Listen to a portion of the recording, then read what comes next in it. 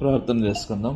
పరలోకమందున్నటువంటి తండ్రి, జీవం కలిగినటువంటి దేవ, నీ యొక్క సమయంలో ఈ ప్రకటన ధ్యానంలో నీ సహాయం కావాలని నేను మొదలుపెట్టుకోవచ్చు. కఠినమైనటువంటి పుస్తకం ఇది, భవిష్యత్తు గురించి రాయబడినది. అనేక రకాలుగా అర్థం చేసుకుంటున్నారు. కాబట్టి నాకు జ్ఞానం గురించి విని వారికి తగిన సిద్ధపాటు దయచేయండి, శ్రద్ధను కూడా దయచేయండి. యేసుక్రీస్తున్నాము ప్రార్థిస్తున్నాను తండ్రి, ఆమేన్. ప్రకటన 11వ అధ్యాయం తీసుకున్నాం. 1-2 వచనం. ప్రకటన 11 మొదటి 2 వచనం. బైబిల్ తెరిచి చూస్తేనే ఈ ప్రకటన అర్థమవుతుంది. మరియు ఒకడు చేతికర్ర వంటి కొలకర్ర నాకిచ్చి, నీవు లేచి దేవుని ఆలయంలో బలిపీఠమును కొలత వేసి ఆలయంలో పూజించి వారిని లెక్కబెట్టుము. ఆలయంలో వెలుపటి ఆవరణను కొలత వేయక విడిచిపెట్టుము. అది అన్యులకు ఇవ్వబడును. వారు 42 నెలలు పరిశుద్ధ పట్టణమును పాలుతో త్రొక్కుదురు. ఈ 11వ అధ్యాయము చాలా క్లిష్టమైనటువంటి అధ్యాయం చెప్పబడింది. ఎందుకంటే రచయితలు దీన్ని కొంతమంది ఏమో లిటరల్గా తీసుకున్నారు, కొంతమంది ఏమో సింబాలిక్గా తీసుకున్నారు, అంటే సాదృశ్యంగా తీసుకున్నారు, కొంతమంది ఏమో అక్షరార్థకంగా చెప్పినదంతా కరెక్ట్ అనేటువంటి సెన్స్, అంటే జరగబోతుంది, నిజము అనే అర్థంలో తీసుకున్నారు. So literal and symbolic. కాబట్టి ఈ చాప్టర్ చాలా ఇంపార్టెంట్ చాప్టర్. దీన్ని చెప్పడానికి నేను 2-3 సార్లు పోస్ట్పోన్ చేస్తాను, ఎందుకంటే నాకు అర్థం కాలేదు. ప్లస్ అప్రెషన్ ఎదుర్కొన్నాయి చాప్టర్ చెప్పడానికి. చాలా ప్రాముఖ్యమైన చాప్టర్ ఇది బైబిల్లో. చూసుకున్నాం ఎందుకు why this is a great chapter అని చూసుకున్నట్టయితే, మొదటిది యెరూషలేము మందిరము, యెరూషలేములో దేవుని ఆలయము కట్టబడటము, నాశనం చేయబడటం అనేటువంటిది పట్టుబడుతుంది. రెండవది, యెరూషలేము అన్యుల చేత నాశనం చేయబడుతుందని చెప్తుంది. మూడవ కారణం, యేసుక్రీస్తు గురించినటువంటి ప్రవచనములు, అంత్య దినములు, అలాగే అంత్యక్రీస్తు గురించి కూడా స్పష్టంగా స్టార్ట్ అవుతుంది. తర్వాత ఇశ్రాయేల్ యొక్క రక్షణ, ఇశ్రాయేల్ ప్రజల యొక్క రక్షణ, అంటే యూదుల రక్షణ, రాబోయే దేవుని రాజ్యము చెప్పబడుతుంది. అంతేకాకుండా ఎలాగ ఇశ్రాయేలు దేవుని చేత, యూదులు దేవుని చేత రక్షింపబడుతూ పోతున్నారు, చెడును ఎలా జయిస్తాము, మళ్ళా ఈ లోక రాజ్యాన్ని, సాతాను రాజ్యాన్ని అంతమందించి దేవుని రాజ్యం ఎలా రాబోతుంది అనేది కూడా చెప్పబడుతుంది. ప్రకటన గ్రంథంలో జరగబోయేటువంటి ప్రాముఖ్యమైన విషయాల్ని ఈ యొక్క అధ్యాయం నుంచి మనం స్పష్టంగా చూడవచ్చు. గ్రీక్ స్కాలర్ ఒక ఆయన ఉన్నాడు, రాబర్ట్సన్ అని. ఆయన ఏం చెప్పాడంటే, ఈ అధ్యాయంను 3 భాగాలు చేశాడు. 3 భాగాల్లో మొదటిది ఏంటంటే యెరూషలేము శిక్షింపబడటం, మొదటి 2 వచనాలు. 3-12 వరకు ఇద్దరు సాక్షుల చేయవలసినటువంటి పని. 13వ వచనం చూసినట్టయితే శేషించిన వారు రక్షింపబడటం అన్నటువంటిది చూడవచ్చు. వాళ్ళు యూదులు శేషించిన వారు. 13వ వచనం 11వ అధ్యాయంలో చూడవచ్చు. యేసు ప్రభువే దేవుడని వాళ్ళు నమ్మబోతున్నారు.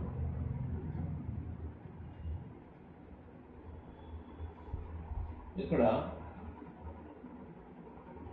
మరియు ఒకడు చేతికర్ర వంటి పలకర్ర నాకిచ్చి, నీవు లేచి దేవుని ఆలయంలో బలిపీఠం కొలత వేసి ఆలయంలో పూజించు వారు లెక్క పెట్టమన్నాడు. మరి ఈ ఆలయము పరలోకం సంబంధించిందా, లేకపోతే శ్రమల కాలంలో కట్టబడబోయేటువంటి దేవుని ఆలయం? ఇక్కడ దేవుడు యోహానును కొలత ఏమని చెప్పింది, హేరోదు కట్టించి నాశనం అయిపోయినటువంటి టెంపుల్ కాదు,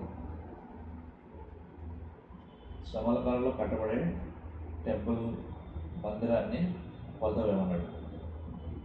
అంటే అంత్యక్రీస్తు పరిపాలించే సమయానికి ఖచ్చితంగా యెరూషలేములో ఆలయం కట్టబడబోతుంది అన్నదాన్ని చూపిస్తుంది అన్నమాట.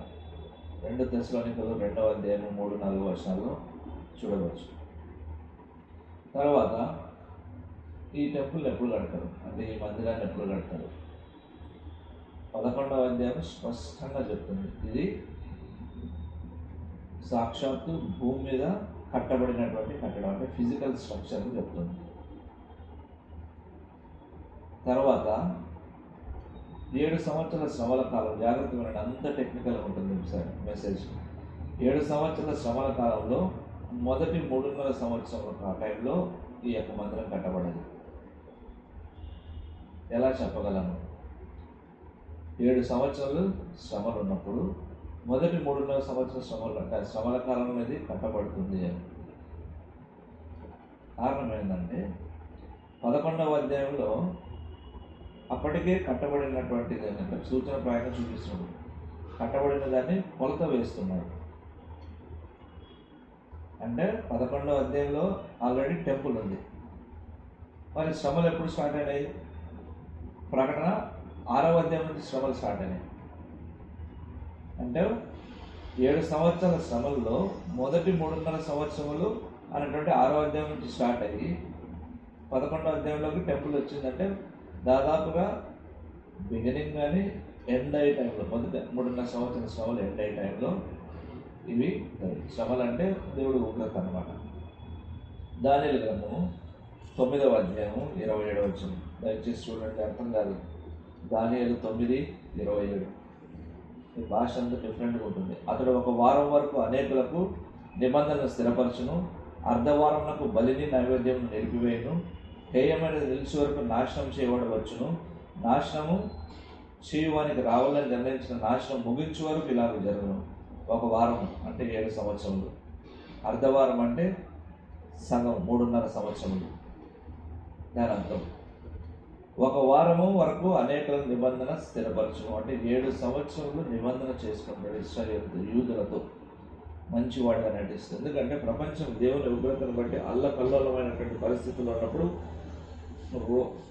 చాలామంది అభిప్రాయం ప్రకారం రోమా సామ్రాజ్యం నుంచి వీడు రావాలి అని, రోమ్ నుంచే వస్తాడు. ఎందుకు రోమ్ నుంచి వస్తాడంటే రోమ్ నాశనం చేయబడింది, ఎవరి చేత జయించబడ్డది, తనంతరగా కూలిపోయింది, అక్కడ నుంచి లేస్తుంది. సో రకరకాల కారణాలు ఉంటాయి దానికి. ఈ టైంలో ఆ ప్రాంతం నుంచి ఒక రాజు వస్తాడు. వీడు అంత్యక్రీస్తు అంటే దయ్యం కాదు. సాతాను వేరు, అంత్యక్రీస్తు వేరు, అబద్ధ ప్రవక్త వేరు. తండ్రి కుమార పరిశుద్ధాత్మ ఎలాగుందో ఇది కూడా తన ఫాల్స్ ట్రినిటీ అన్నమాట. అంత్యక్రీస్తు అన్నటువంటి వాడు ఒక రాజు, సాతాను చేత వాడు బలపరచబడి సాతాను శక్తి కలిగి ఉంటాడు. అలాంటి వాడు ఒకడు వస్తాడు. వాడు ఏం చేస్తాడు? కష్ట సమయంలో సమాధానం తీసుకొస్తానని చెప్పి ఇశ్రాయేలీలకు, యూదులకు, ప్రపంచానికి ముస్లిమ్స్కు సంధి చేకూర్చి టెంపుల్ కట్టిస్తాడు. అది మొదటి 3.5 సంవత్సరం. అందుకే అతడు 1 వారం వరకు అనేకులకు నిబంధన స్థిరపరచును. 1 సంవత్సరం అంటే 7 సంవత్సరాలు ఒక కవనెంట్ చేసుకుంటాడు.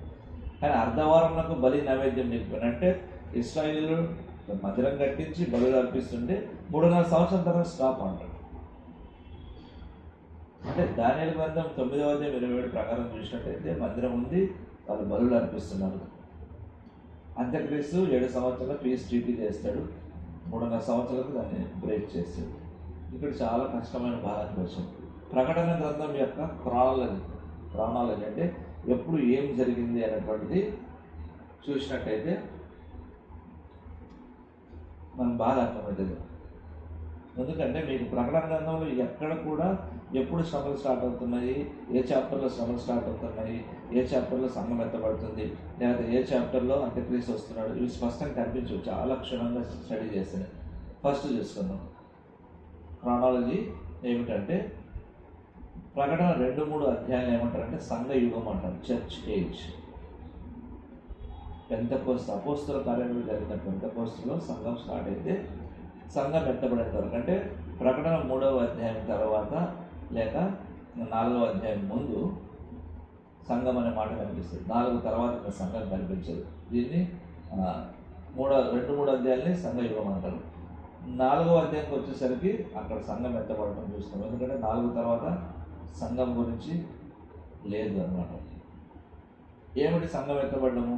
యేసు ప్రభు తన పరిశుద్ధుల కొరకు మధ్యాకాశంలో వచ్చినప్పుడు వాళ్ళు ఎత్తబడటమే సంఘం ఎత్తబడడం, ర్యాప్చర్ అంటే. ప్రీ ట్రిబులేషన్ అంటే శ్రమల ముందు సంఘం ఎత్తబడడం మనం నమ్మే సిద్ధాంతం ఇది. 3 సిద్ధాంతాలు ఉన్నాయి. శ్రమల ముందు సంఘం ఎత్తబడుతుంది, శ్రమల మధ్యలో సంఘం ఎత్తబడుతుంది, శ్రమల తర్వాత సంఘం ఎత్తబడుతుంది. Pre tribulation, mid tribulation or post tribulation. కానీ మనం నమ్మేది మాత్రం ప్రీ ట్రిబులేషన్. దానికి కారణాలు ఉన్నాయి. తర్వాత ఈ 4వ అధ్యాయంలో సంఘము అన్నటువంటి మాట నాకు కనిపించదు.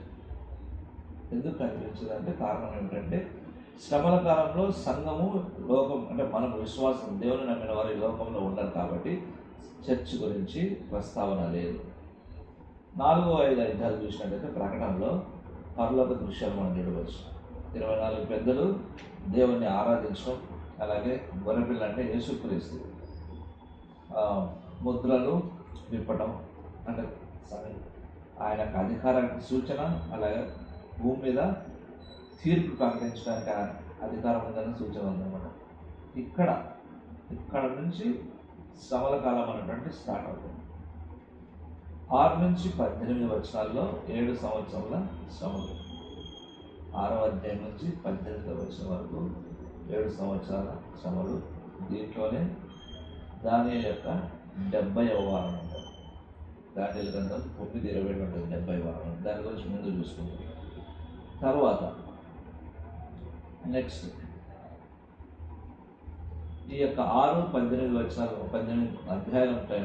మధ్యలో ఏముంటుందంటే నమ్మని ఇశ్రాయేలుకు తీర్పు, అలాగే అన్ని జనులకు తీర్పు, యేసుక్రీస్తు రాకడకు సిద్ధపడు అంటే భూమిని కనరాడు సంఘటనలు. అయితే మరి శ్రమల 7 సంవత్సరాలు అయితే మొదటి 3.5 సంవత్సరాలు ఎక్కడ చెప్పబడ్డాయి?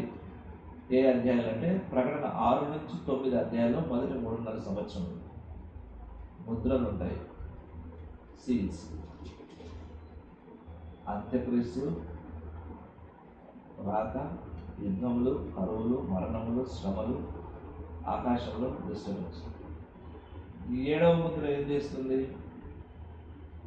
7 బూరల్ని అది పరిచయం చేస్తుంది. అక్కడ ఏం జరుగుతుంది? 1,44,000 మంది యూదులు వారు సాక్షులు ఉండబోతారు, వాళ్ళు రక్షింపబడతారు, ముద్రించబడతారు, వాళ్ళు కాపాడబడతారు. కాపాడబడటం అంటే దాని ఉద్దేశం మరణం లేకుండా కాదు, వాళ్ళు మరణం నుంచి కాపాడబడతారు, శ్రమల నుంచి మాత్రం కాపాడబడతారు. ప్రకటన 7వ అధ్యాయంలో. ప్రకటన 10 నుంచి 11వ వచనాలు చూసినట్లయితే ఇక్కడ 2 సాక్షుల గురించి చూస్తున్నాం. 2వ భాగం 7 ఏళ్ల శ్రమల కాలంలో 2వ భాగం అంటే 2వ 3.5 సంవత్సరంలో ప్రకటన 12 నుండి 18 వరకు. ప్రకటన 12 నుండి 18 అధ్యాయాల్లో 2వ భాగం శ్రమలు చూస్తుంది. సాతాను భూమి మీద చూడు, అంత్యక్రీస్తు సాతాను వేరు, అంత్యక్రీస్తు అంత్యక్రీస్తు అబద్ధ ప్రవక్త వాళ్ళు లేవడం చూస్తాం 13వ అధ్యాయంలో. చాలా ప్రాముఖ్యమైనది ఏమిటంటే మార్క్ ఆఫ్ ద బీస్ట్ అంటారు. అంటే మృగం యొక్క సంఖ్య 666 అన్నటువంటి ఇక్కడ ఇంట్రడ్యూస్ అవుతుంది. ఎప్పుడు ఇంట్రడ్యూస్ అవుతుంది 666? చాలామంది ఆధార్ కార్డ్ పిచ్చి గాడిదలు పాస్టర్స్ బైబిల్ చదవరు. 600 ఆధార్ కార్డు తీసుకోవడం అంటే ఎవరు ముద్ర వేయడం కాదు. ఎందుకంటే అది 666 అంటారు. 666 ఎప్పుడు వస్తుంది? శ్రమల్లో 2వ భాగంలో వస్తుంది. ఎందుకు 666 శ్రమ 2వ భాగంలో వస్తుంది? ముద్ర ఎందుకు? మృగం సంఖ్య ఎందుకు 2వ భాగంలో వస్తుంది? మొదటి భాగంలో సమాధానం ఉంటుంది. అంత్యక్రీస్తు యూదులతో సమాధానం చేసుకుని మందిరం కట్టించి పూజలు చేసుకుంటారు అంటాడు. 3.5 సంవత్సరం మొదటి భాగం అవుతుంది. 2వ భాగంలో స్టాప్ అంటాడు, నేనే దేవుణ్ణి అంటాడు. అప్పుడు కలవరం, అప్పుడే యూదుల రక్షణ పొందేది, అప్పుడే ముద్రను స్టార్ట్ చేస్తారు. ఆ ముద్ర లేని వాళ్ళు నాశనం వస్తారు.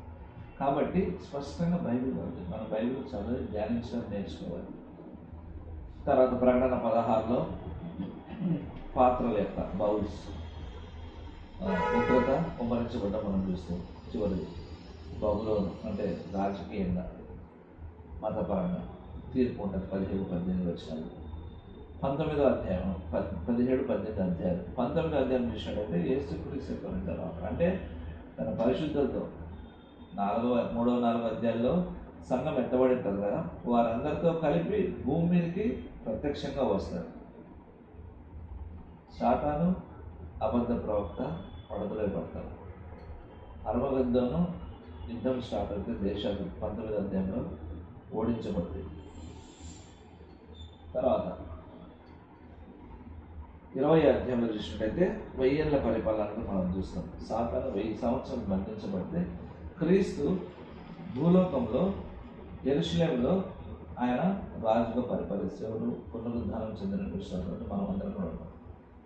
అప్పుడు సమాధానము నీతి ఇశ్రాయేల్ యొక్క పునరుద్ధరణ జరుగుతుంది. 20వ అధ్యాయం 7వ వచనం నుంచి చూసినట్టయితే చివరి అంతిమ తిరుగుబాటు సాతాను నుంచి తీర్పుంటుంది. అంటే 1000 సంవత్సరాల తర్వాత సాతాను తిరిగి రిలీజ్ చేయబడతాడు. మళ్ళీ అందరిని కూడబెట్టుకుంటాడు. యుద్ధానికి వచ్చినప్పుడు నాశనం చేస్తాడు దేవుడు. తర్వాత చివరిగా ధవల సింహాసనం తీర్పు అన్నటువంటిది మనం చూస్తాము. అంటే ప్రతి అవిశ్వాసి చరిత్రలో ఉన్నట్టు ప్రతి అవిశ్వాసి తీర్పు తీర్చబడి అగ్నిలో వేయబడతాడు. చివరిది నూతన ఆకాశము నూతన భూమి. దేవుడు తన ప్రజలతో ఎల్లకాలం కలిసి జీవించడం. నూతన యెరూషలేము తిరిగి వస్తుంది దేవునితో సమానం. ఇది ప్రకటన యొక్క క్రమము ఇలా ఉంటుంది. టెంపుల్ యొక్క హిస్టరీ కానీ మనం చూసుకున్నట్టయితే 11వ అధ్యాయం 1 ప్రకటన 11:1-2 ఇంతకుముందే చదివాం. ఇక్కడ టెంపుల్ని కొలుస్తున్నాడు.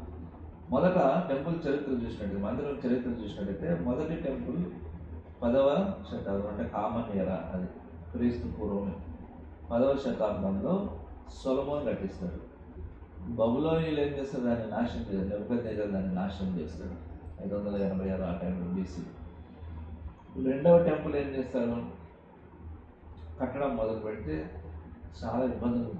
బబులోను చెర నుంచి యూదులు వచ్చి రెండవ మందిరాన్ని కట్టడం మొదలు పెడతారు.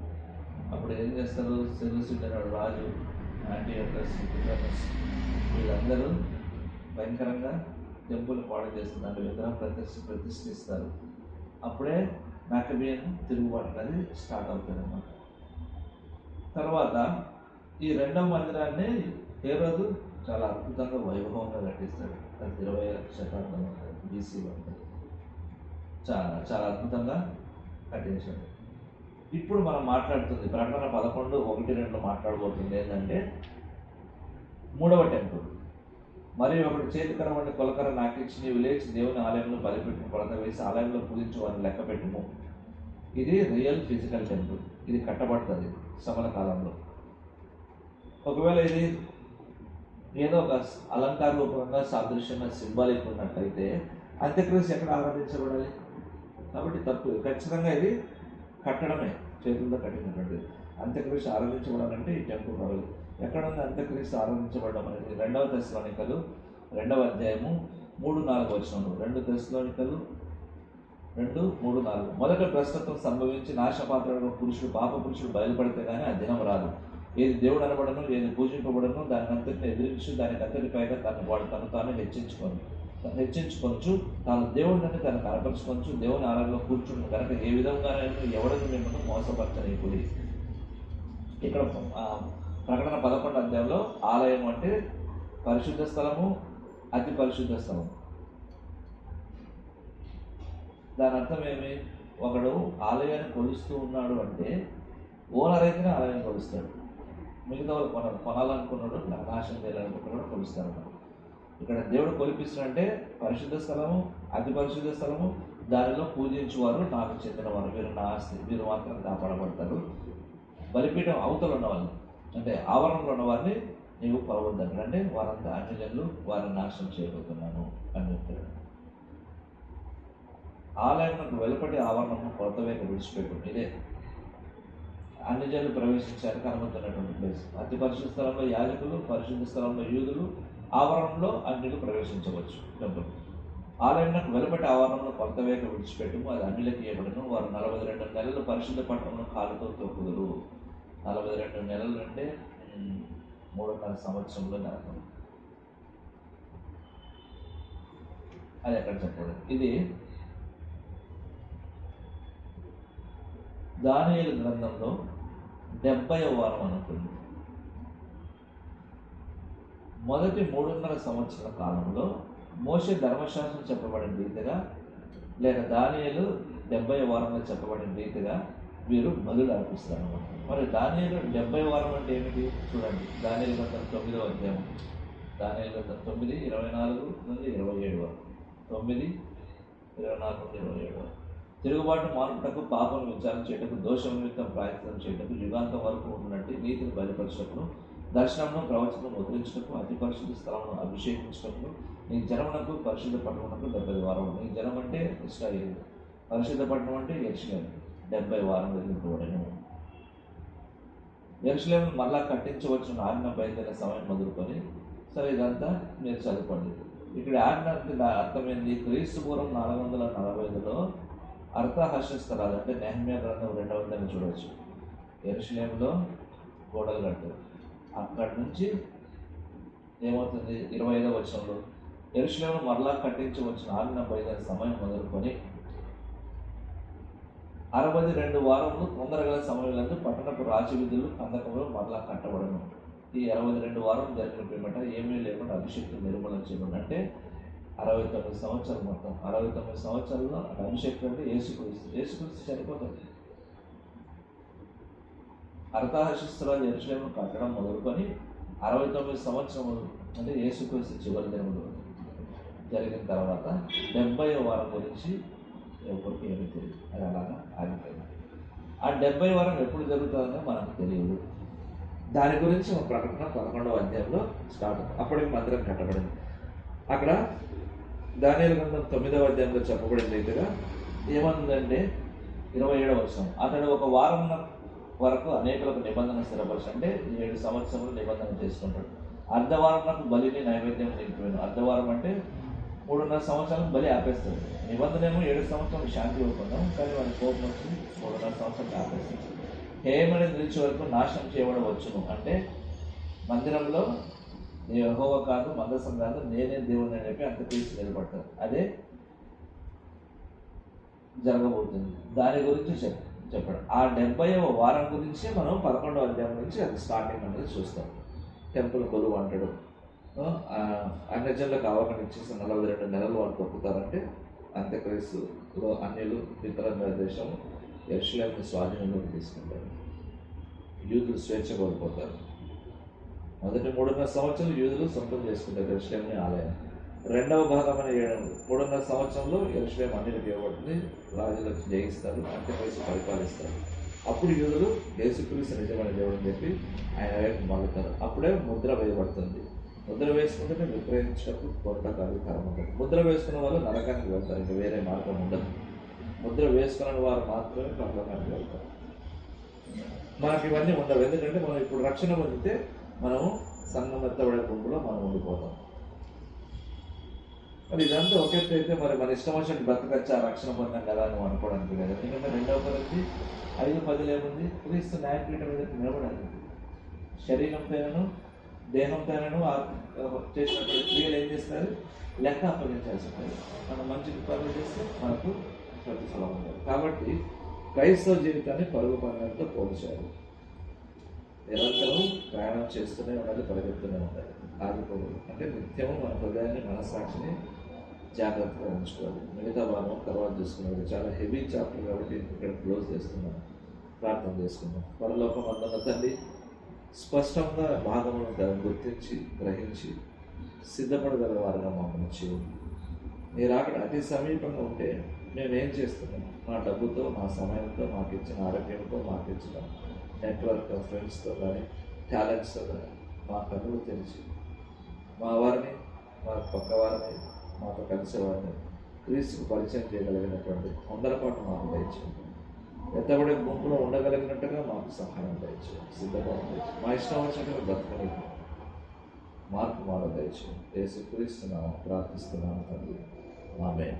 తండ్రి, కుమార, పరిశుద్ధాత్మ దేవుడి యొక్క అన్యోన్య సహవాసం మనకు తోడుగా ఉండి నడిపించును గాక. ఆమేన్.